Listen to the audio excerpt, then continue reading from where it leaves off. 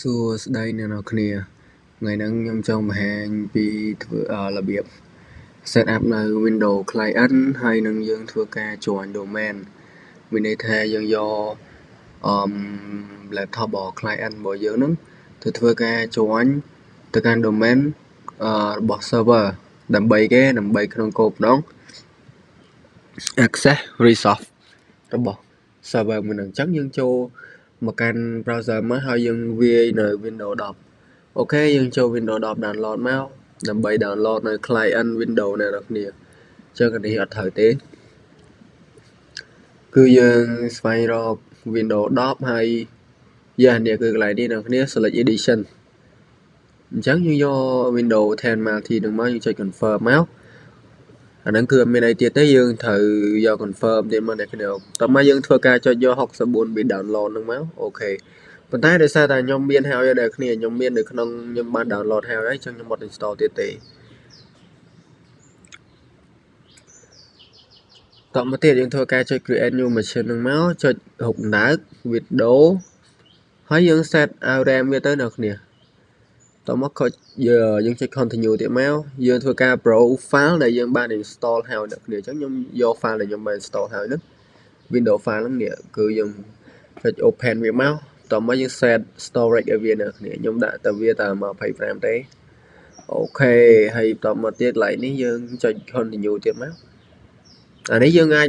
customize name តាមអ្នកគ្នាចង់ដាក់អ្នកគ្នាដាក់មិនក៏បានដែរតែដឹងថាវាជាប្រភេទ Windows client វាមិនមែនជា server ទេអូខេយើងចុច save មកអញ្ចឹងអ្នកគ្នាកន្លែងនេះគឺដើម្បីនេះបានយើងត្រូវតែ clear file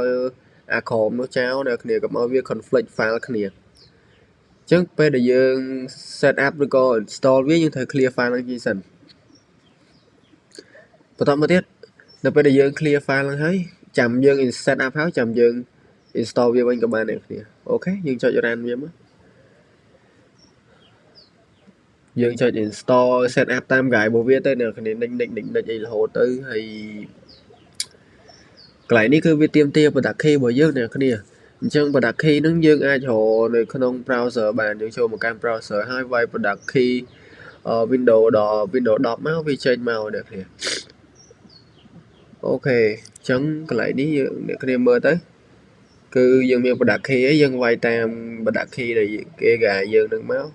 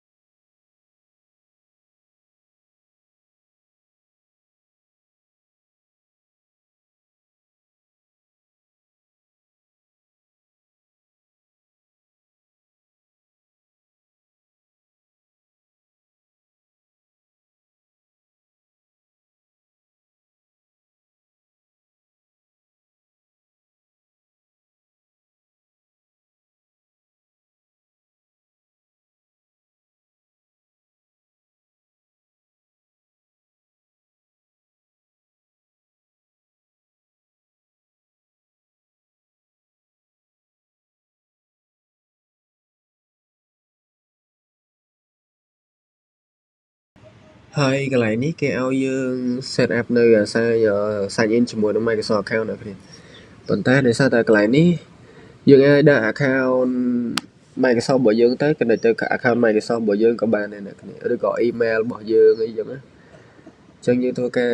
sign in អីគេនោះអញ្ចឹងយើងដាក់ជា email របស់យើងមកដូចខ្ញុំនេះខ្ញុំដាក់ email របស់ខ្ញុំដោយសារតែខ្ញុំមាន account Microsoft របស់ខ្ញុំអញ្ចឹងណាអ្នកគ្នាអញ្ចឹងខ្ញុំធ្វើការវាយនៅ email របស់ខ្ញុំមក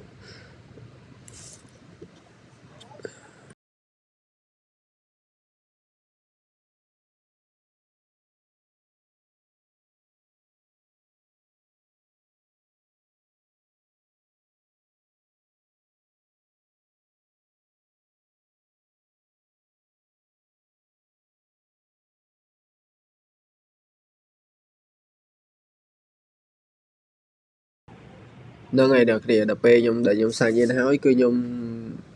nhung chờ vô lời cái Pro đi khóa bài Microsoft app chắc là khi trong thời trắng là khi còn download app app authentication app của Microsoft nữa mà nè khi đập bê đại dương thôi ca đại mà dương hết cứ bị sen code từ can app nơi ngày chắc những ai bật bệnh bàn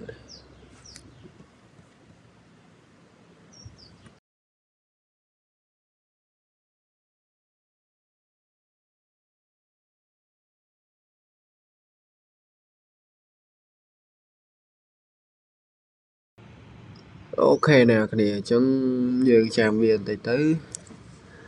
nên là khi bắt mà tới dương set up pin ở Windows bỏ dương đặt pin ở Windows bỏ dương má ok giờ này dương gài như thơ tam gài viên được thì step by step máu ok dương chưa sắp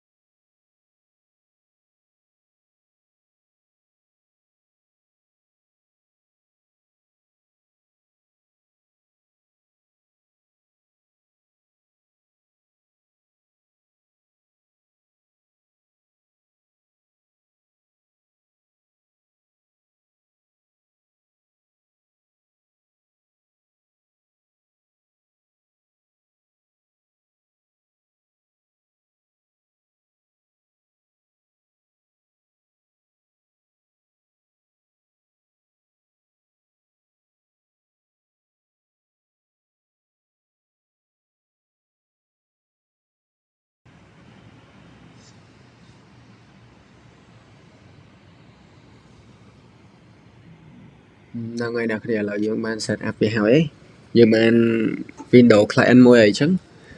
Windows 4 và dương nó cứ dương thử set up IP IAV giống như cái chứ dương cho Windows button start máu hay dương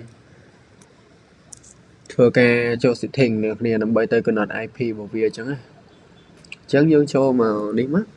control phần ấy cứ search ta trên để chẳng dương thử ca search cho setting được nè cho network setting không setting được máu hay dương cho từ lời việc chẳng dương thua ca set up viên được này dương thử ca thua ca set up IP dương thử ca đầm bay cái đầm bay dương thử connect từ can server bởi dương thử miền IP đợt dương connect cái dương thử ca IP address hay dương trực đầm bay connect từ can server dương thử ca IP bỏ server để chẳng dương cho một cái network and sharing center mới này kia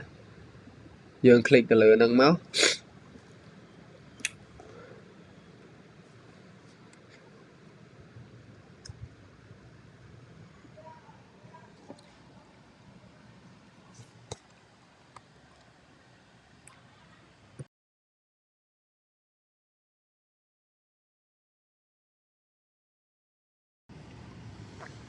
ok nào để chẳng những chọn edit máu những đạm menu rồi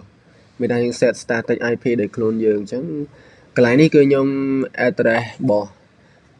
client mà nhóm cứ mà học pin rồi mà rồi cái pin mà học vậy chuyện rồi nè nè đập IP bỏ server cứ dùng vô mà rồi cái pi chuyện mà rồi học vậy chuyện muối nè nè chẳng prefer DNS nó cứ chia IP bỏ server mà nhau mày bỏ domain controller nữa này ok chẳng như thua ca field liền mà chẳng cái này ní cứ việc out sale nè nè để sao ta vô toàn bộ pin alternative DNS luôn anh ấy cứ nhầm đạn rồi paper chỉ son những môi nó cứ vi chỉ một page local này này bên local bây giờ dân cái lại đi dân thời một bên gateway mua tiền là cái này về đã đau những sale cái lại đừng cặp bích cái lại gateway ní nhưng club setup nhưng đã có bàn mà ta ní đích vì cái tầm đấy đã mà về out sale mình tên tới những ai clear trao bên bàn được này lại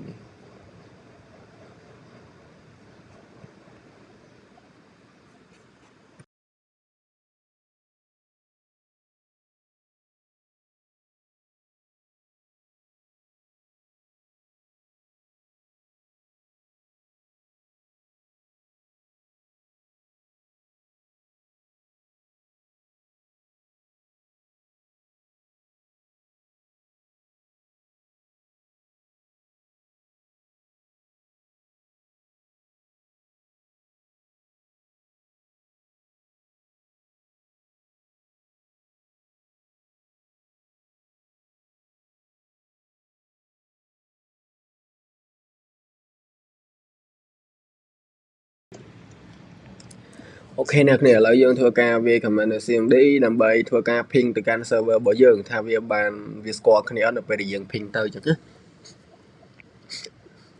អញ្ចឹងធ្វើការ ping ទៅកាន់នេះគេ ping 192.168.1.1 អូខេអញ្ចឹងគឺវាស្គាល់អ្នកគ្នាគឺវា reply មកវិញហើយអញ្ចឹងមានន័យថាយើង connect ទៅយើងមានន័យថាយើង ping ទៅកាន់ server គឺវាស្គាល់ហើយអញ្ចឹងឥឡូវយើងធ្វើការ run នៅ Windows server មកមិន Windows server ទេឥឡូវគឺវាជា domain controller ហើយខ្ញុំច្រឡំរហូតអញ្ចឹងយើងធ្វើការ run វាអ្នកគ្នាអញ្ចឹងឥឡូវយើងធ្វើការ run Windows server ដើម្បីគេអ្នកគ្នាដើម្បីធ្វើការ ping មកកាន់ client វិញថាវាអាច ping ស្គាល់គ្នាអត់អញ្ចឹងលុះត្រាតែវា ping ពីនឹងទៅធ្វើការ ping ទៅវិញទៅមកវាស្គាល់គ្នាអ្នកគ្នាបានយើងអាចធ្វើការ set up អីក្រោយៗទៀតទីមួយគឺវាស្គាល់គ្នាសិនអ្នកគ្នាវាស្គាល់គ្នាវាអាច ping គ្នាទៅវិញទៅមកអញ្ចឹងបើយើងអាចធ្វើការ join domain បានអញ្ចឹងធ្វើការ unlock មកយើងដាក់ password របស់ domain admin របស់យើងមក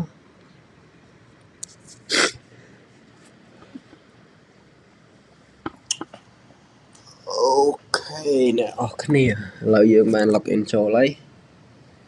អូខេអញ្ចឹងនៅក្នុងនឹងដែរយើង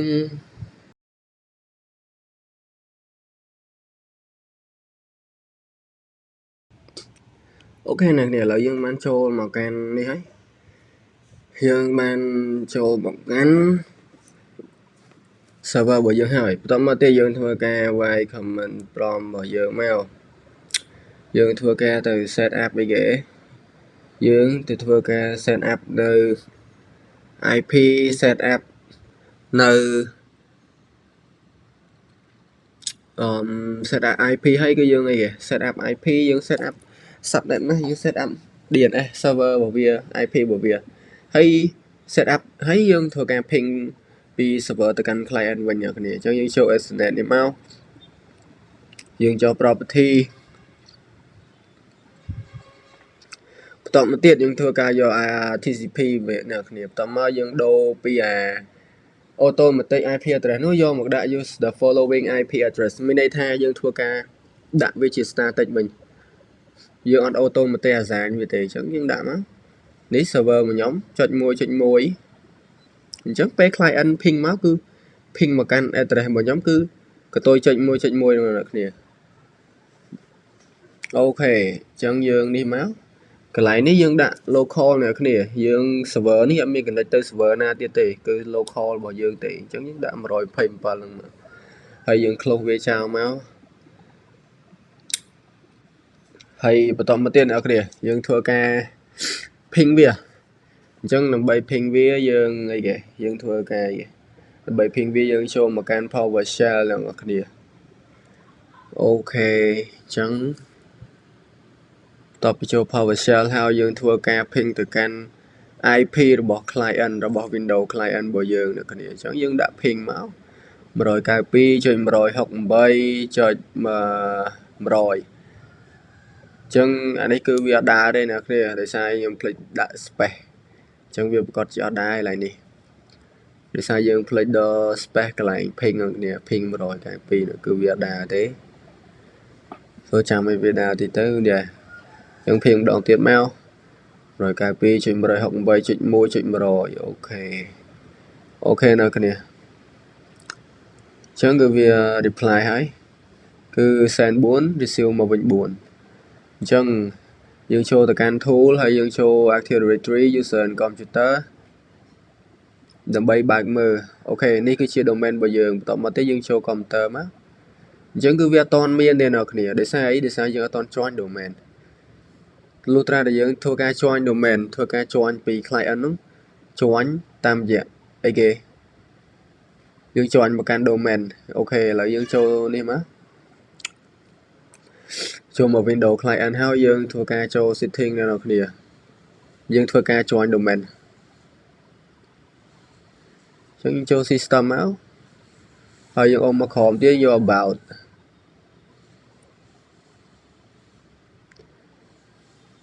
តបមកទៀតយើងចុចអីគេអ្នកគ្នាយើងយកយើងហៅពាក្យ advanced system setting យើងចុចលើ Advanced System Setting ហ្នឹងមកហើយយើងយក Computer Name នៅគ្នាដើម្បីនេះបានគឺយើងចុចទៅលើ Computer Name ហើយយើងចុច Change អញ្ចឹងមើលទៅវាមានកន្លែង Work Group ហើយនិង Domain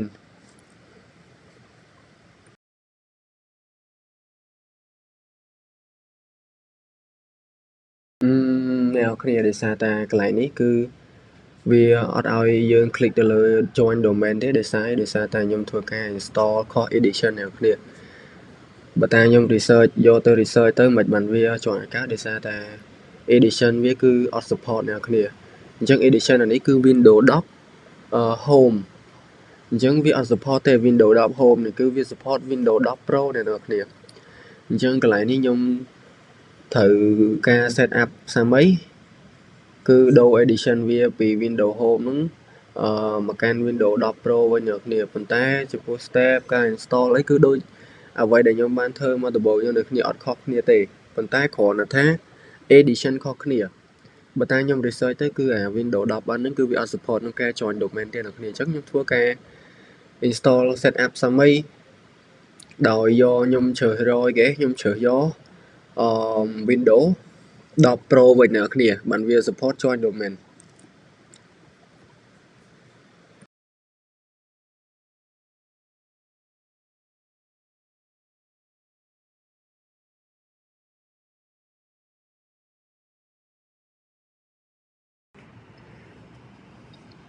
ហើយកន្លែងនេះខ្ញុំក៏បាន check មើលដែរអ្នកគ្នានេះចាំមើលខ្ញុំដាក់បង្ហាញឲ្យអ្នកគ្នាមើលថាវាមិនបានអត់ support អីចឹងយើងទៅមើលអា information របស់ហ្នឹងនៅឃើញអត់អ្នកគ្នា edition របស់វាគឺ Windows 10 Home N អញ្ចឹងខ្ញុំបានយកទៅ research ទៅគឺ Windows 10 Home N ហ្នឹងគឺវាអត់ support ក្នុងការឲ្យយើង join domain ទេអ្នកគ្នាយើងត្រូវការ Windows 10 Pro ឬក៏អីផ្សេងយើងទៅក្រៅពី Windows 10 Home N ឬក៏ Windows 10 N អញ្ចឹងអ្នកគ្នាអញ្ចឹងកន្លែងហ្នឹងខ្ញុំធ្វើការ set up សាមីប៉ុន្តែដូចខ្ញុំនិយាយចឹង flow set up អីគឺតែមួយទេអ្នកគ្នាអត់មានខុសគ្នាទេអញ្ចឹងកន្លែងហ្នឹងខ្ញុំនឹងកាត់អាវីដេអូខ្ញុំ set up ហើយខ្ញុំនឹងចូលកន្លែងហ្នឹងឲ្យអ្នកគ្នាតវិញខ្ញុំដាក់វីដេអូតពីកន្លែងហ្នឹងវិញអ្នកគ្នាប៉ុន្តែខ្ញុំមិនដាក់វីដេអូ set up ពីដើមមកវិញទេដោយសារតែការ set up គឺវាដូចគ្នាទាំងស្រុងយើងខុសតែ edition ទេអញ្ចឹងចាំខ្ញុំនឹងកាត់វីដេអូបន្ទាប់ពីខ្ញុំ set up ហើយចូលមកកាន់ edition Windows 10 Pro ហ្នឹងម្ដងទៀតអ្នកគ្នាអូខេអ្នកគ្នានេះហ្នឹងហើយឥឡូវយើងបានមក set up ហើយគឺ Windows 10 Pro អ្នកគ្នាគឺយើងអត់មានអីថ្មីទេគឺ style set up គឺដដែលទេគ្រាន់តែថាខ្ញុំដូរ edition មក Windows 10 Pro ឥឡូវយើងចូលមក config IP ចូលមកអីមកអ្នកគ្នាអញ្ចឹងយើងចូល network មកហើយយើងយកអីគេ network Ethernet setting នេះអ្នកគ្នាតមកយើងចុចnetwork and sharing center យកអា network and sharing center ហ្នឹងមកដើម្បីធ្វើការ config IP ឲ្យវាអ្នកនរគ្នាអញ្ចឹងយើងធ្វើការ click វាមកហើយចុចលើ Ethernet បន្តមកទៀតយើងធ្វើការចុចលើទៅលើ property អ្នកគ្នាអូខេយើងចុចលើ property មកចុចលើនឹងមកតាមអ្វីដែលខ្ញុំចុចនឹងអូខេអញ្ចឹងយើងធ្វើការ set អីវាអីគេចំពោះ client យើងដាក់អីគេចុច 1.100 អីអូខេ subnet mask DNS server គឺយើងដាក់ IP របស់ server អូខេតើយើងធ្វើការ ping យើងធ្វើការ ping ទៅកាន់ server អ្នកគ្នា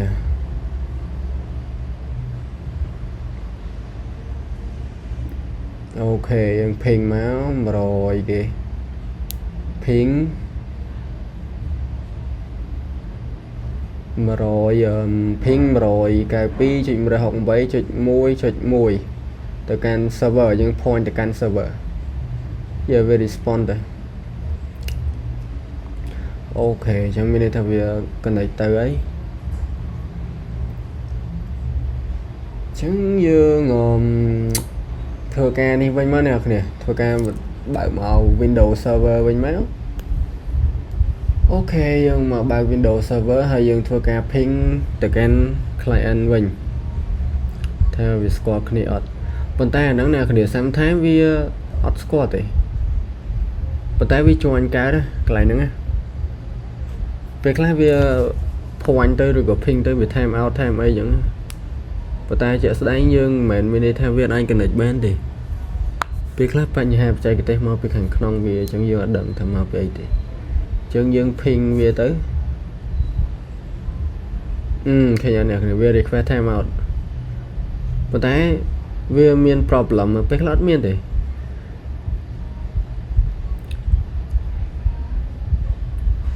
ចឹងយើងចូលមក check setting តិចមកក្លោវាមានខុសអីចឹង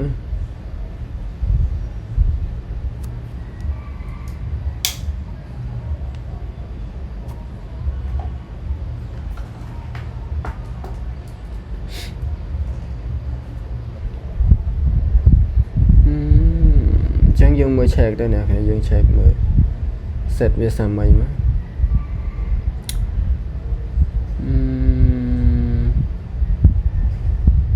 កន្លែងខ្ញុំសាកឆេងវាទៅដាក់ដូច IP របស់វាមកគ្នាដូរពី DNS ហ្នឹងទៅដាក់ដូច IP របស់វាមកtrongនឹងវាដែរអត់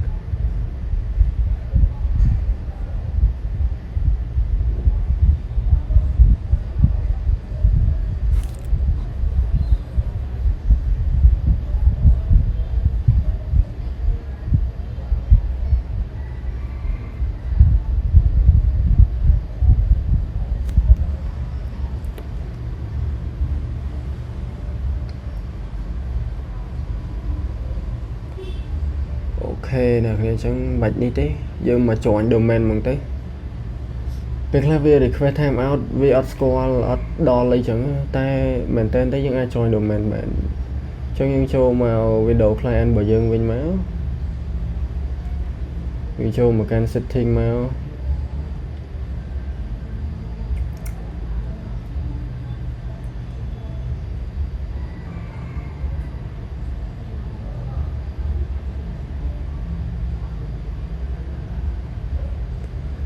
ហ្នឹងហើយអ្នកគ្នាហើយយើងធ្វើការ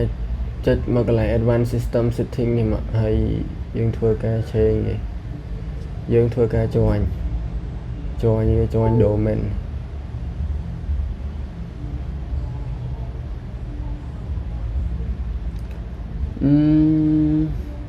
អ្នកគ្នាកន្លែងនេះវាដោយសារតែខ្ញុំធ្លាប់ join domain ខ្ញុំប្រើ laptop ហ្នឹង join អ្នកគ្នាធ្លាប់ប្រើ laptop ហ្នឹងឈ្មោះ laptop ហ្នឹងដើម្បី join អញ្ចឹងមានន័យថាវាខ្ញុំប៉ុន្តែខ្ញុំបានលុបវាចេញពី domain ចេញពី Active Directory ហើយប៉ុន្តែវាមានបញ្ហា error នេះគ្នាដោយសារអីគេ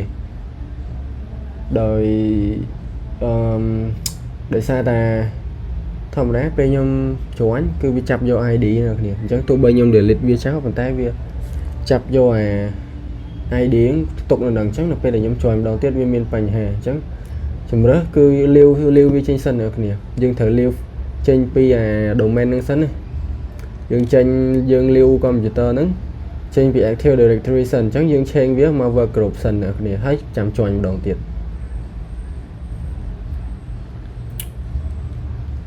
អូខេអញ្ចឹងវាមក workgroup វិញហើយអញ្ចឹងយើងធ្វើការ join វាម្ដងទៀតមក join ទៅ domain វិញមកអ្នកគ្នាអញ្ចឹងពេលដែលយើង join ម្ដងទៀតវានឹងចាប់យក ID ថ្មីនៅលើ Active Directory ហ្នឹងវាចាប់យក ID ថ្មីវាអត់ join មួយ ID ចាស់ទេដោយសារតែខ្ញុំបានមានន័យថាយើងបាន delete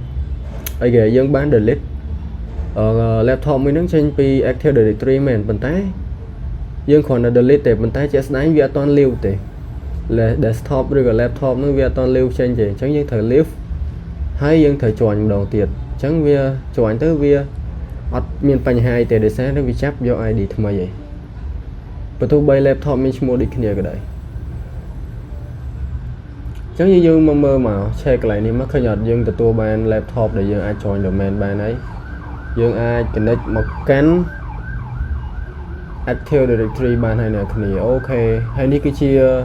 ឈ្មោះរបស់ server អានេះគឺជាឈ្មោះរបស់ server នេះគ្នា server ដែលវាហោះ Active Directory ហ្នឹង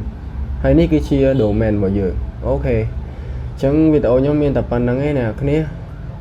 អរគុណអ្នកគ្នាសម្រាប់ការទស្សនាវីដេអូរបស់ខ្ញុំបាយបាយ